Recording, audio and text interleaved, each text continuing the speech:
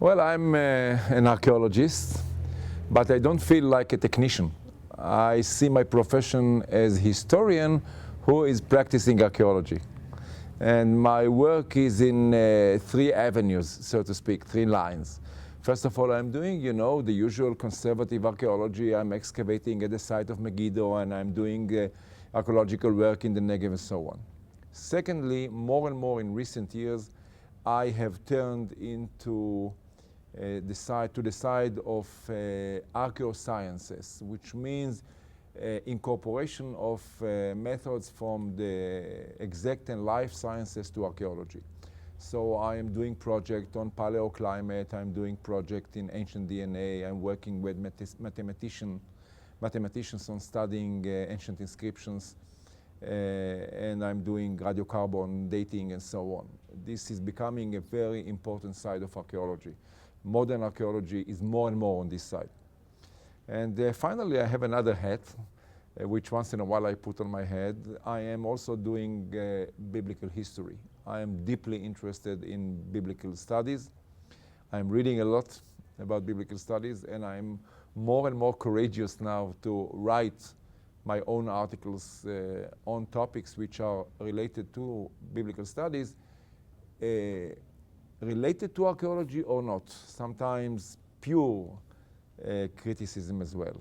So this is my professional work. I went to Megiddo 21 years ago with the goal to recheck the entire stratigraphic scheme of the Levant in the Bronze and Iron Ages and the entire chronological system.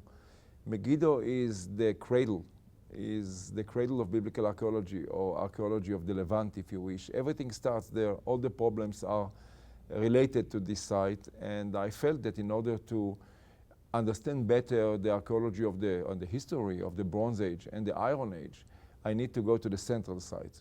So I started there, and I have also made Megiddo into some sort of a laboratory for experimenting new methods in archaeology. So, for instance, Megiddo was one of the first sites where you could see a laboratory, a chemistry, if you wish, laboratory, checking sediments on site. And Megiddo is the place where we practice microarchaeology, which means what you see under the microscope more than in other places. I believe, with my team at Megiddo, that archaeology has two aspects to it. There's the macro side, what you can see with the naked eye, buildings, walls, pottery, jewelry, and so on. And there is a whole world of microarchaeology that you cannot see with the naked eye. And this is very important. And without it, you cannot really reach firm conclusions about the past, because it can tell you about destructions, about materials, about all sorts of things that can be about archaeobotany and so on, about vegetation in antiquity that cannot be seen with the naked eye. And this is what we are doing and experimenting at Megiddo in the last few years. Yes, dating is important because I'm doing history. As I told you before, I'm a historian practicing archaeology. When you wish to reconstruct history, the most important thing, with archaeology, the most important thing is to know where you are or when you are, to know about dating. It's all about dating, which means historical reconstruction can change dramatically with the change of 60, 50, 40 years in the dating of a monument. So we need to know where we are.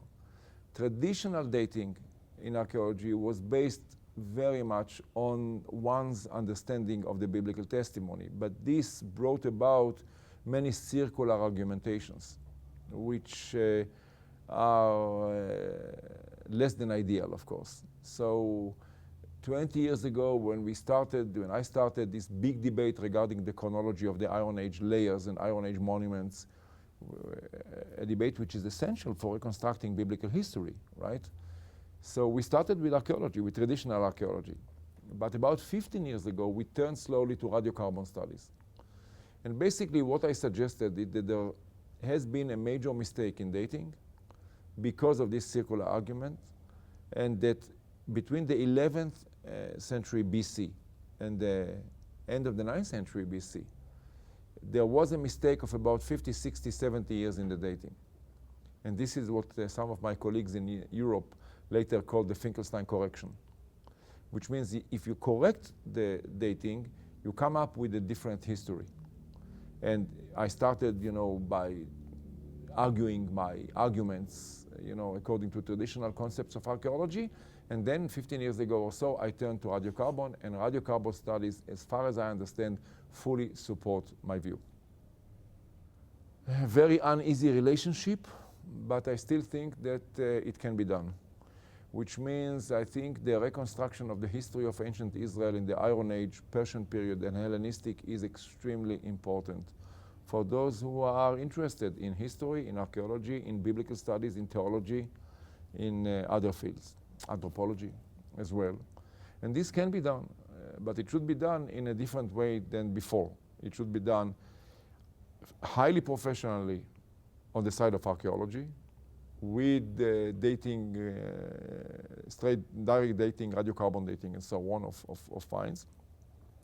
It must be done with the ancient the records of the ancient Near East, mainly Assyrian records, but also others. And then, of course, the biblical material. The Bible cannot be ignored. The Bible is important. Even if part of the material is not exactly history, but more on the side of layers of myth, still those layers depict the ideas of the people who put them in writing. And it is extremely important, but it is important to use the Bible critically. And here I stand with more and more on the side of Central European scholarship, which means German, Swiss, mainly scholarship, which is the core of European scholarship in biblical studies, and I find myself standing with them and studying and learning from them. So my approach to the biblical text is critical. But I do think that we must include the Bible when we try to reconstruct history of the Iron Age. It is a very tricky question, Ademar, and I'll tell you why. Archaeology is a little bit like a profession, to be a pilot, which means that there are people who can be pilots, and there are people who will never be pilots. Because in order to be a pilot, you need a certain understanding of the three dimensions. Archaeology is the same. I met people who came to the field for the first time and understood archaeology just like that. And I know people who were with me, without naming names, for many years in the field and do not understand archaeology at all. Because it has to do with the ability to reconstruct in your imagination a three-dimensional situation.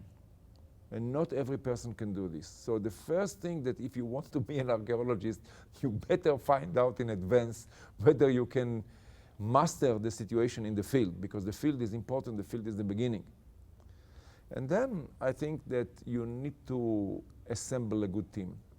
A good team is the key for everything. I am extremely lucky, maybe also a little bit talented in assembling a good team. I have wonderful young people working with me. And my success is their success and vice versa. And training students in the field is something that I like more than many other things. There is no better feeling than seeing a student of mine who comes to the field, understands nothing, and becomes an archaeologist after, one or two or three campaigns.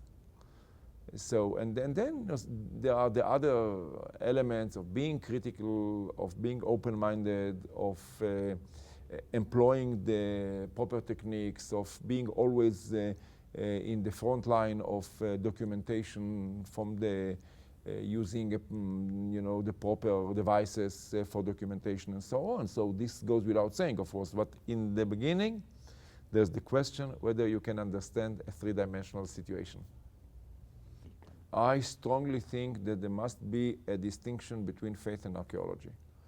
Faith is about a person's understanding of life, about a person's understanding of his being, his existence, vis-a-vis the world, vis-a-vis family, vis-a-vis values, and so on, vis-a-vis God, if one is a believer, while archaeology is an academic discipline. So there must be a complete distinction. I sincerely believe that a believer can be a good archaeologist and a non-believer can be a bad archaeologist. I mean, there must be an iron curtain between the two. I get many emails from all over the world. People read my books. Some of my books are also popular books that go to the public. People read and people then write to me. I try to answer always. And I get all sorts of messages, some of them more friendly and some of them less. I'm not getting out of my way, both on the side of the happy messages and also I'm not getting too annoyed when I get a less than friendly message. However, I am horrified when I get messages once in a while telling me that I read your book or I read a book by somebody else about biblical history, and because of what you're writing, I feel that I lose my faith. Then I become really depressed from this. It is shocking for me. And I always answer at length, and I explain at length why there must be a distinction. And there is no connection. One can understand critical approach to archaeology and critical approach to biblical studies and to the history of ancient Israel, and at the same time not lose his or her faith.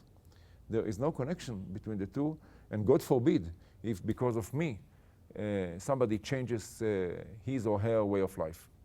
Great pleasure. I like very much coming here. It's not my first time here. I was here before. I always love to be in Brazil and meet Brazilian people, and I hope to come again.